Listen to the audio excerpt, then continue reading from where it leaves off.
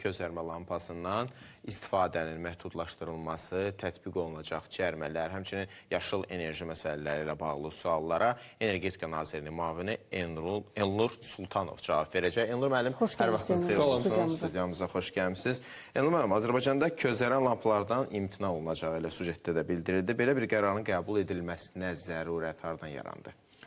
Ümumiyyətlə, bu dövlətimizin apardığı səmərələşdirmə tədbirlərinin sadəcə bir hissəsidir, konkret bir nümunədir. Təşəbbüs Energetika Nazirliyindən gəldi və səbəb nədən ibarətdir? Közərmə lampaları aldadıcı bir xüsusiyyətə sahibdir. İlkin mərhələdə vətəndaş mağazaya girir və daha ucuz olduqlarını görür.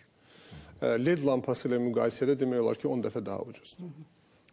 Belə deyim, eyni işığı verən lampalardan gedir o işıq vermə qabiliyyətini sabitləşdirsək və istər-istəməz qısa dönəmli hesablama sizi közərmə lampasına doğru yönləndirir. Amma iki problem var. Siz eyni işığı verən LED lampası alsanız, o LED lampasının ömrü boyunca bir neçə közərmə lampası xarab olacaq. LED lampaları daha dözümlüdür və nəticədə əslində bir LED lampasının ömrü boyunca xarab olacaq közərmə lampalarının qiymətini üst-üstə qoysaz, LED lampası demək olar ki, eyni qiymətə gəlir və daha ucuzlar. Amma bundan məsələ qutarmır. İkinci məsələ nədir? LED lampaları közərmə lampalarından təqribən 8-9 dəfə daha az elektrik enerjisinə qənaət edir. Proqram başlamadan sizinlə danışdıq. Bu iliç lampası dediyimiz közərmə lampaları çoxlu istilik yaradır. Amma istiliyə ehtiyac yoxdur. Biz onu adətən işıqlandırsın deyə istifadə edirik. LED lampaları o problemi həll eləmiş olur. Sırf işığa çevirir elektrik enerjisini. Ona görə yekunda əslində vətəndaş və istehlakçı ümumilikdə götürəndə şirkətlər də ola bilər. Bunlar LED lampası almaqla uzun dönəmdə həm daha az vəsait xərcləyirlər, həm dövlətimiz daha az enerjidən istifadə edir, həm qaza qənaət eləmiş oluruq, həm ixrac potensialını artırırıq. Yəni, burada elə bir məqam yoxdur ki, itirsin. Belə bir tərəf yoxdur ki, cəmiyyətdə bu itirmiş olsun. Hamı qazanır və hamı qazandığı üçün Millət Məclisində müzakirələr aparılanda deyildi ki, necə məhdudlaşdırasınız? Biz dedik, məhdudlaşdırmırıq, bir dəfəlik kəsirik, amma indi deyəcəm hansı şəkillərdə. Çünki doğrudan da itirən tərəf yoxdur. Çünki adətən bilirsiniz, reformlarda əsas problem odur ki, qazanan tərəf olur, itirən tərəf olur və itirən tərəf prosesi tormozlamağa çalışır və istər-istəməz ona kompensasiya ödəməyə ehtiyac yaranır. Burada belə bir məsələ yoxdur.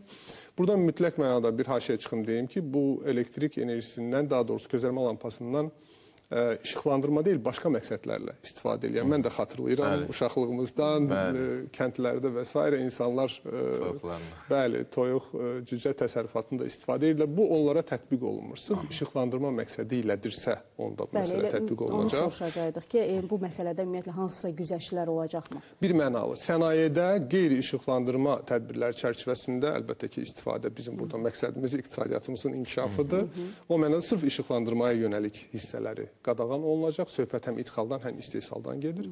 Və bunu da deyim ki, məsələ başlayır 26-cı ildən. 26-cı ilin birinci günündən etibarən 60-100 wattlar arasında olan lampalar qadağan olunur və 26-cı ilin ikinci yarısından etibarən 25-60 arasında olanlar qadağan olunacaq. Amma 25-in altında olanlardan yenə də istifadə imkanı olacaq.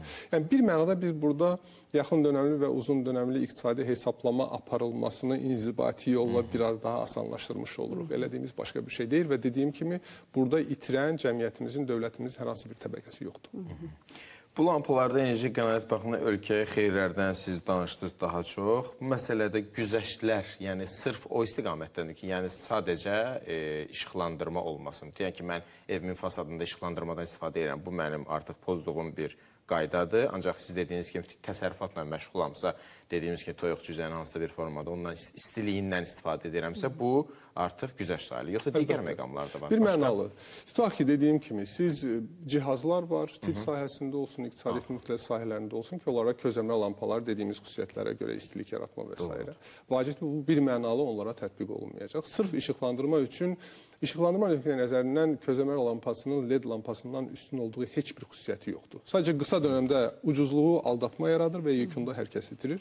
Amma buradan da genişləndirib onu deməyə çalışıram ki, bu doğrudan da səmərəlilik sahəsində apardığımız tədbirlərdən sadəcə biridir. Biz hesablayırıq ki, əgər bir ildə ki, təqribi 1 milyon lampanın alınması, LED lampanın alınması və közərmə lampasını əvəz etməsi çox məqbul bir rəqəmdir. Azərbaycanda təqribən 3 milyona yaxın ailə var. Hər bir ailə ən azından, hər 3 ailədən biri bir lampa dəyişsə 1 milyon lampa eləyir. Biz hesablayırıq ki, 1 milyon lampanın dəyişməsi ilə biz hardasa 30 milyon kubmetr qaza qənaət eləmiş oluruq. Bu Naxçıvan Muxtar Respublikasının bir aylıq istehlakıdır, hətta ondan biraz da çoxdur. Çox böyük rəqəm deyil, amma dediyim kimi bütün səmərəlilik tədbirləri çərçivəsində atılan addımların içində bir addımdır və o addımlar üst-üstə gələndə ölkə üçün də miqyas olaraq da çox böyük qənaət məsələləri ortaya çıxır. Çünki unutmayaq ki, enerjiyə qənaət əslində enerji mənbəyidir. Yəni siz enerjiyə qənaət eləməklə yeni bir elektrik stansiyasını tikməmiş olursunuz. Yeni bir qaz quyusunu qazmamış olursunuz. Məsələn, bizim bərpa olunan enerji sahəsində tikdiyimiz stansiyalar olsun, Mazdar digərləri. Və Mingəçevirdə bilirsiniz ki, bizim ən böyük elektrik stansiyamız Azərbaycan İstilik Elektrik Stansiyası. Orada da onun turbinləri yenilənir və orada qənaət əldə ediləcək.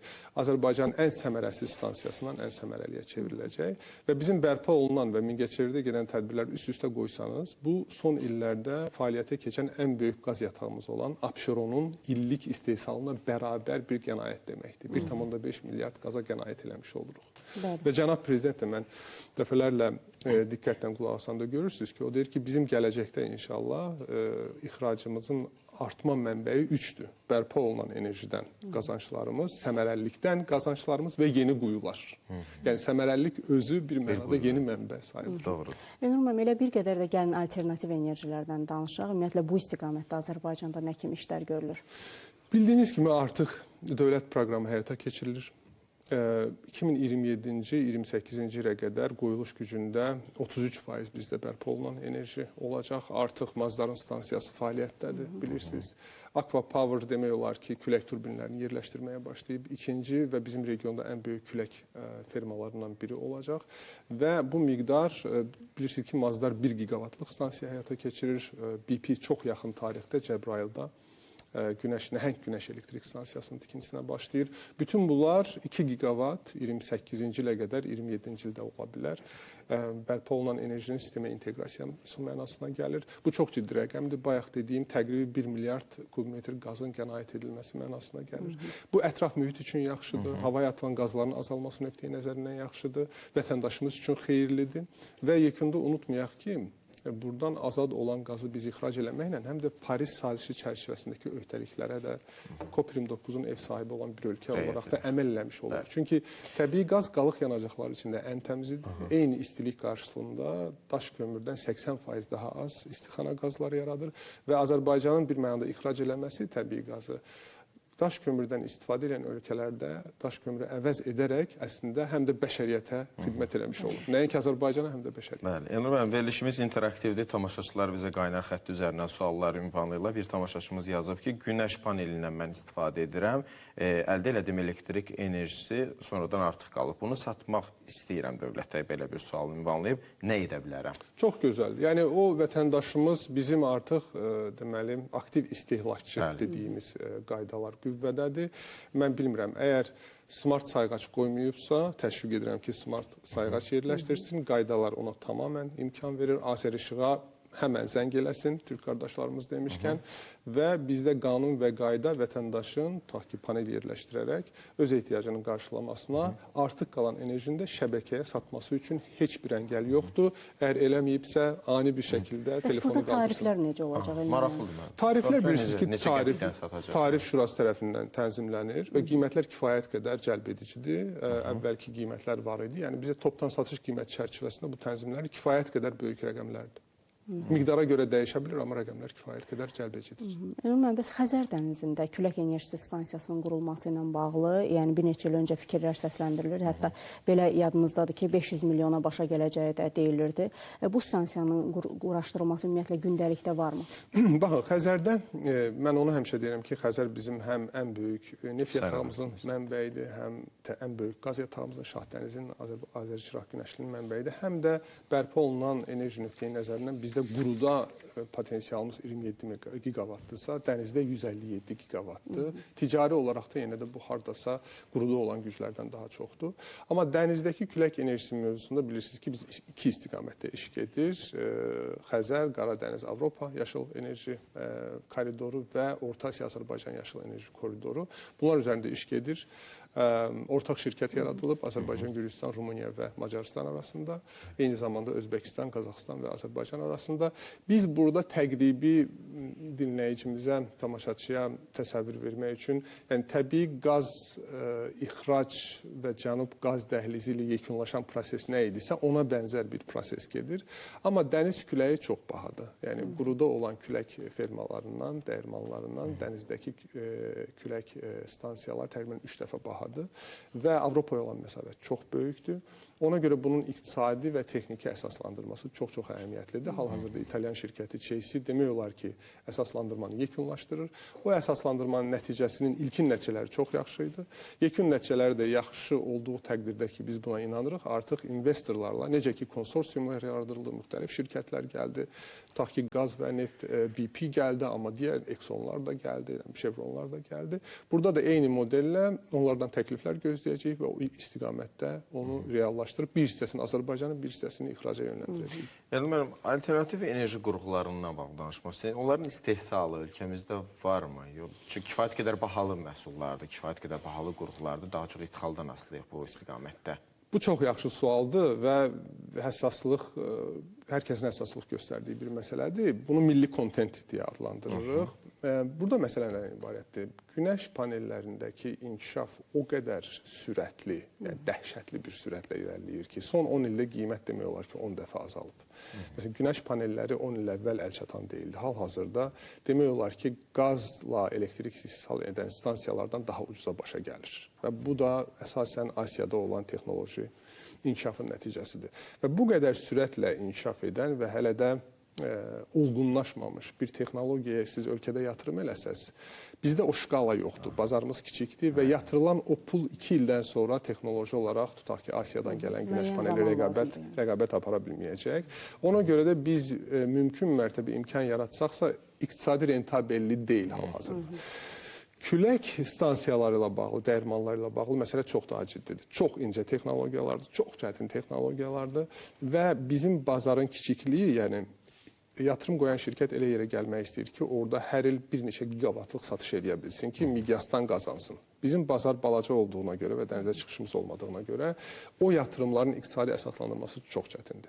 Amma biz hesablayırıq ki, misal üçün bizim neft və qaz sahəsində olan təcrübəmiz Xəzərdə inşallah külək fermaları qurulanda işimizə yaraya bilər. Bəzi sokarda olan təcrübəli gəmilər və gəmidən istifadə edən adamların know-howları və texnologiyaları əslində külək stansiyalarının qurulmasına da xidmət edə bilər. Çünki buruqla külək dəyirman arasındakı fərq çox böyük deyil. Ona görə biz həmin o keçid, bizdə olan, var olan və asanlıqla bu istiqamətə, bərpa olunan istiqamətə yönləndirilə biləcək, iqtisadiyyatına ziyan verməyən, qazanc verən sahələrə yönəlməyə çalışırıq. Amma yekunda əlbəttə ki, dövlət özü yatırım qoymaqdan ziyadə, biz bərpa olunanda bilirsiniz ki, şərait yaradırıq, dövlət özəl tərəfdaşlığı deyirik buna.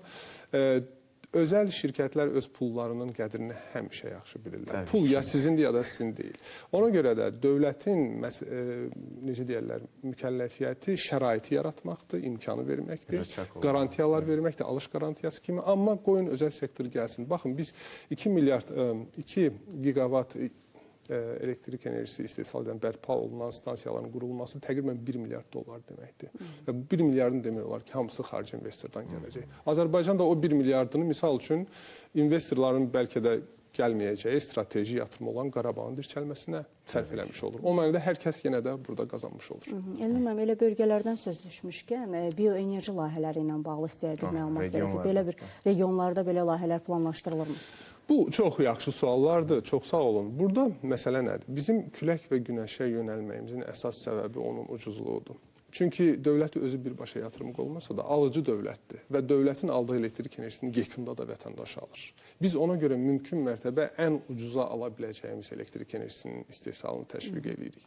Digər növlər, çox egzotik növlər var. Bəzən mənim yaxın adamlar da göndərir. Dənizdə məsələn dalğadan alınan enerji olsun. O gün bir daim oldu Yaponiyada insanlar metroda yeriyərkən ayaqlarının hərəkəti ilə yaranan elektrik həddindən artıq bahadır. Həddindən artıq bahadır.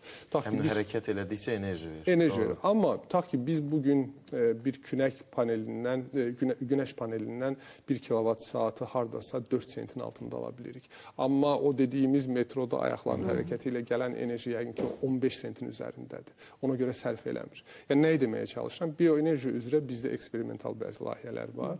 Amma yekunda ya bunu investor, ya vətəndaş özü dəstəkləməlidir. Dəstəkləməyəndən sonra ya dövlət subsidiya eləməlidir, strateji səbəblərlə ya da geri çəkilməlidir və daha səmərəli, yenə səmərəliliyə qayıtmış olurum. Ona görə səmərəlilik tədbirləri çərçivəsində biz iqtisadiyyata yarar verəcək və ya dövlət özəl əməkdaşlığı çərçivəsində ən azından strateji uzun dönəmdə yarar verəcək layihələrə yönəlirik. O layihələr ki, sırf eksperimentaldır, çox böyük xərclər tələb edir. Bu Azərbaycan xalqının puludur. Onu qorumaq da bizim vəzifəmizdir. Onlara daha ehtiyatla yaxınlaşırıq. Çox sağ olun. Təşəkkür edirəm Nur müəllim. Studiyamıza gəlib suallara cavablandırdı. Minnətdarıq.